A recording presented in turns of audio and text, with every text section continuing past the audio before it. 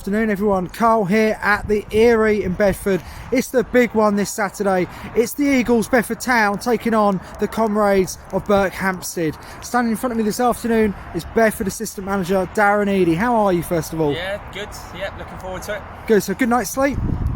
Well, I've got a 4-month-old, so it's as good as could be expected, yeah. So let's just reflect back on the two previous games for Bedford, Darren. Mixed fortunes really. County Cup victory against Barton. Yeah. Again, same as we've used the cup games, the County Cup, the League Cup, just to try and get everyone minutes in the legs. The Barton game, obviously the pitch again was bogging and not the best, and we've only got a sort of smallish squad really, so we probably had to use a few more first teamers than we ideally would have liked. But yeah, everyone got through that.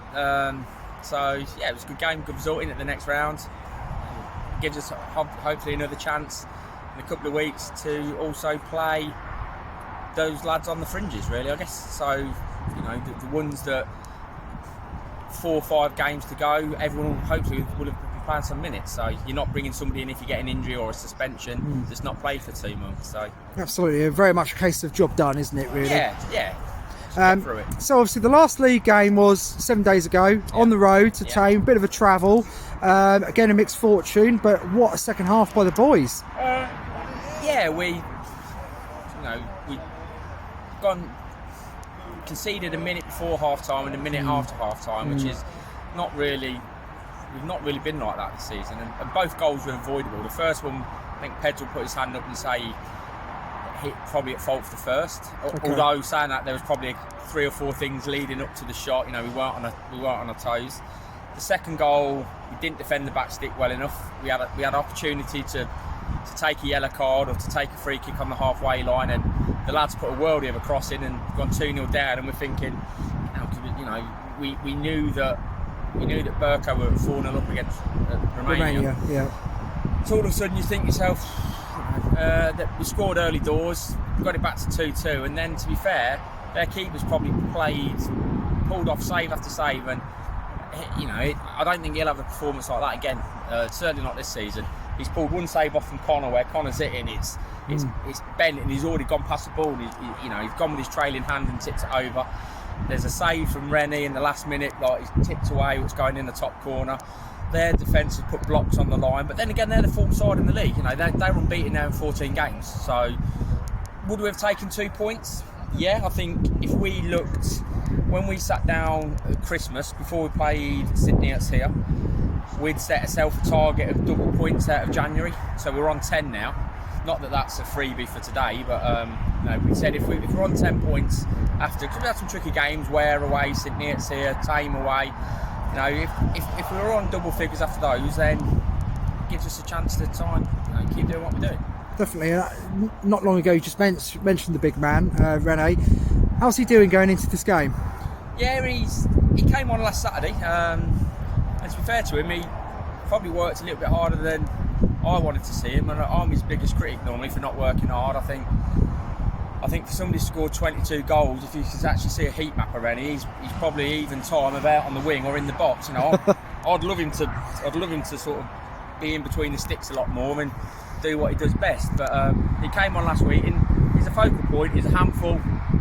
So yeah, he's back today. So fingers crossed he can keep his goal scoring run going. Cool. And I'm sure the Eagles fans will love that this afternoon. Hope so. So let's look at the occasion itself. We can't downplay this. It's first versus second. 2 clubs are in the form of their lives right now.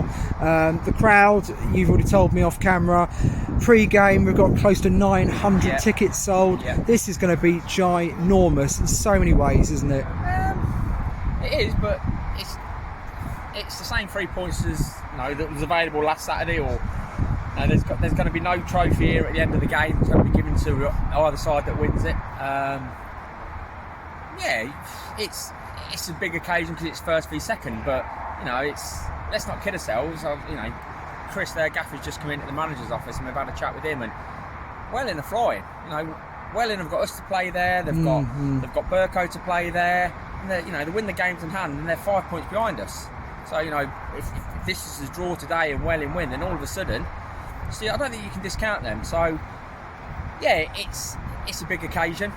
It's good for the club and the town. You know, when Gaffer came in, he said to JT at the beginning of the season that the size of Bedford, there's no reason why we shouldn't be hitting 6, 7, 8, 1,000 fans. And you know, like I think you just said to me, we had 700 and something against Kempston. Yep. The Biggleswade game here on New Year's Day or Boxing Day, whenever it was, I think that was 700 again, was it? Around that figure, predominantly mainly Bedford fans. So, you know, the fans are coming out, they're watching us. Last week at Tame there was however many was there, and I'd say over half were from Bedford. So we've got a good following, but then again that's probably down to the Gaffer giving them something to cheer about. And you know, there's goals and the lads always leave everything on the pitch. So today's occasion's a big one, but yeah, it's, at the end of the day it's 3 points. I think if we get too built up on the fact that it's not a cup final, it's not a you've got to win today to win something. So long way to go. There's a long way to go. There's 12 games to go. Yeah, you know, that's long way to go. Yeah, end of January. For me, like I put in my programme notes today, if I'm Burko, you know, they've had the best start they've ever had. They won the first 9 games, and after about 12 games, you know, we're level on points, or we're a couple of points behind them. So yeah, it is what it is. But look, there's going to be nothing handed out after the game. Not that it won't stop us sort of celebrating if we win, but yeah, there's a long way to go yet. Long way to go. So what did you learn from the performance between the two teams last time at Broadwater?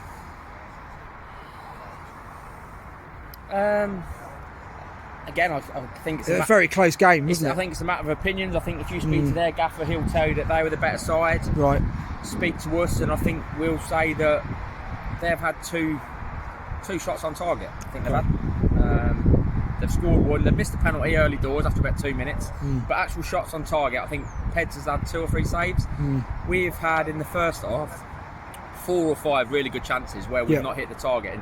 And as an ex-striker, my biggest sort of criticism is not hitting targets. And we went through a phase where, and it wasn't just one player, it was 2, 3, 4 getting in good positions and going near post. And I was always taught go far post and someone will get a tap in.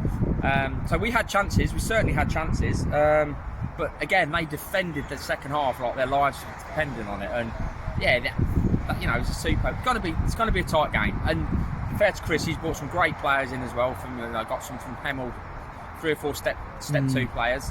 But yeah, would I swap any of their players for ours at the minute? No, but ask me again at 5 o'clock and I might say but at the minute, we're happy with the squad we've put together. We've not felt the need to go out and keep signing players. So yeah, no, we'll see. We'll give it a go. If we win, we win. If we don't, then we'll just reevaluate. So where do you see the key battles today on the pitch? I think it'll all be all over. I think Tommy Smith's back for them. There's a lot of good players. He's been out for a couple of weeks with a broken nose. They've got 2 big centre halves, so the Rennie battle with them will be a good battle. Oh, yes. If Rennie can win his share of headers, then I don't think their back 2 are blessed with blistering pace. So you're asking Rennie to do a job to enable Connor to get the bits. Yeah. They're a good side. They've got some great lads going forward, like Toomey, and they work hard. So yeah, all over. I don't think you can pinpoint one place and say it'll be won or lost here. For us, or for me, it's final third. If we put chances away, then I think we'll win. Cool, I think we'll wrap it up there on that note, I think. But thank you so much, Darren, for speaking to me this afternoon. All the best for the afternoon. Thank you. Thank you. I'll see you later with a smile on my face. Cheers. Thank you. Cheers.